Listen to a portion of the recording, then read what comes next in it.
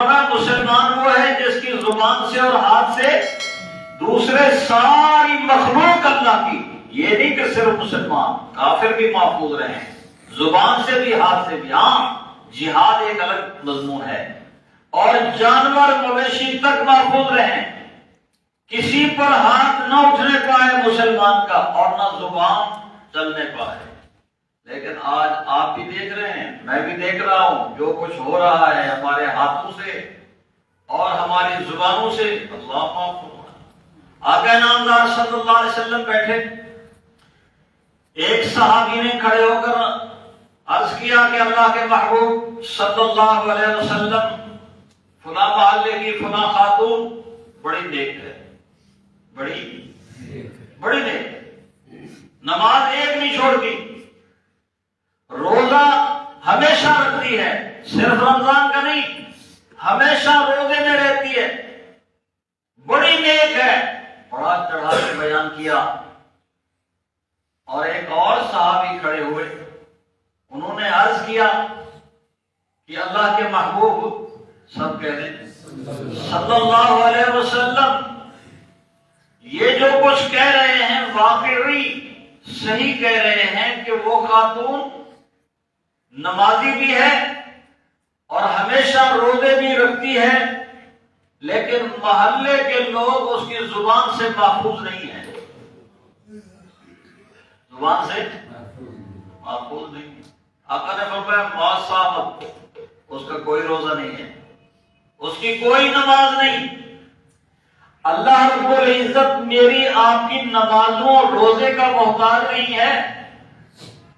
وہ جو راستہ آقا نے دکھایا کہ زبان سے اور ہاتھ سے دوسرے ساری مخلوق محفوظ رہے، وہ اس پر عمل کرنا چاہیے۔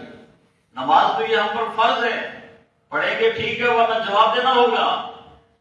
روزہ فرض ہے، رکھیں گے ٹھیک ہے ورنہ جواب دیں۔ آقا نے فرمایا معصامت، اس خاتون کا کوئی روزہ نہیں، یعنی وہ شاید یہ سمجھ رہی ہو کہ میں روزے دار ہوں، بڑا میں نے پہاڑ گرا دیا، کوئی روزہ بھی نہیں قبول اللہ کے اس کا، کیونکہ محلے والے معبود نہیں، اور نماز بھی اس کی کوئی قبول نہیں۔ اب آقا نامدار صلی اللہ علیہ وسلم کی محفل مبارک میں جب یہ بات ہوئی تو اس کا بیٹا اس محفل میں بیٹھا ہوا تھا، اس خاتون کا۔ واپس جب محفل سے وہ گیا تو سیدھا ہی گھر میں گیا اور کہنے لگا امی جان آج آپ کے بارے میں یہ بات ہوئی ہے۔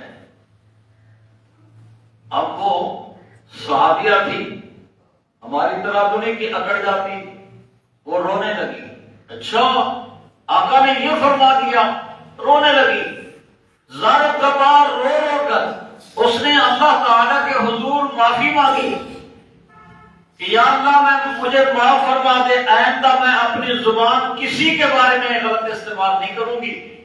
جب اس نے توبہ کی اور حضور پاک صلی اللہ علیہ وسلم کو اطلاع دی گئی کہ اس خاتون نے اس بات سے توبہ کر لی ہے کہ محلے میں کسی کے بارے میں بھی اور کسی انسان کے بارے میں زندگی بھر میں زبان نہیں چلاؤں گی، آقا نے فرمایا صحابہ اب اس کا روزہ بھی قبول ہے، اس کی نمازیں بھی قبول ہیں، اس کی نیکی بھی قبول ہے۔ تو ہم اس راستے کو دیکھیں جو راستہ مجھے اور آپ کو اللہ کے حبیب پیغمبر صلی اللہ علیہ وسلم بتلا کر گئے۔ اللہ مجھے آپ کو عمل کی توفیق عطا فرمائے۔